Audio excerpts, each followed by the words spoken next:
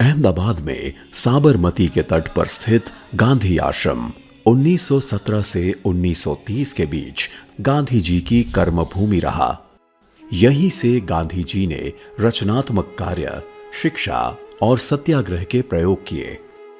यह आश्रम भारत की स्वतंत्रता की खोज का एक महत्वपूर्ण आधार बना। आश्रम की अनुशासित, सरल और प्रमाणित वास्तुकला गांधी जी के मूल्यों और दर्शन का प्रतीक है।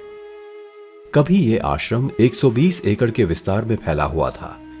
यहां की 63 इमारतें गांधी जी के जीवन आदर्शों से सजी थीं। लेकिन जैसे जैसे वक्त गुजरा, यह आश्रम मात्र 5 एकड़ में सिमट कर रह गया। सिर्फ 3 इमारतें ही पर्यटकों के लिए खुली रही। शेष या तो समय के साथ नहीं रही या फिर व्यस्त आश्रम रोड के दूसरी ओर स्थित रही। फिर प्रधानमंत्री नरेंद्र मोदी ने गांधी जी के इस स्मृति स्थल के जीर्णोद्धार का संकल्प लिया। इस तरह शुरू होने जा रहा है गांधी आश्रम को उसके मूल रूप में लाने का कार्य। आश्रम रोड का मार्ग परिवर्तन करके आश्रम का विस्तार इस तरह से तय किया कि गांधी जी के समय बनी इमारतों को शामिल किया जा सके। विभिन्न ट्रस्टों के माध्यम से परिसर में रहने वाले आश्रम वासियों को घर अथवा उपयुक्त प्रति कर दिए गए। आश्रम के मास्टर प्लान में मौजूदा 5 एकड़ का विस्तार 55 एकड़ तक किया जाएगा। 36 इमारतों का जीर्णोद्धार होगा।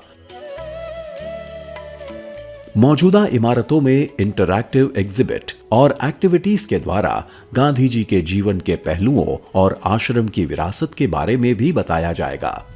इसके अलावा यहां आने वाले हर एक विजिटर का अनुभव हो अद्भुत, इसलिए आश्रम को एक विश्व स्तरीय मेमोरियल की तरह विकसित किया जाएगा।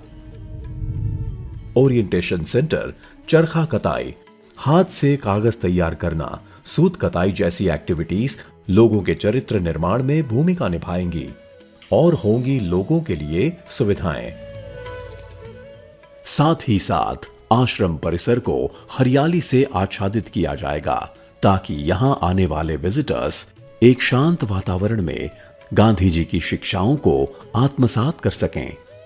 महात्मा गांधी परिवर्तन लाए, ये सर्वविदित है कि उन्होंने लोगों की आंतरिक शक्ति को जगाकर उन्हें स्वयं परिवर्तन लाने के लिए जागृत किया, प्रेरित किया।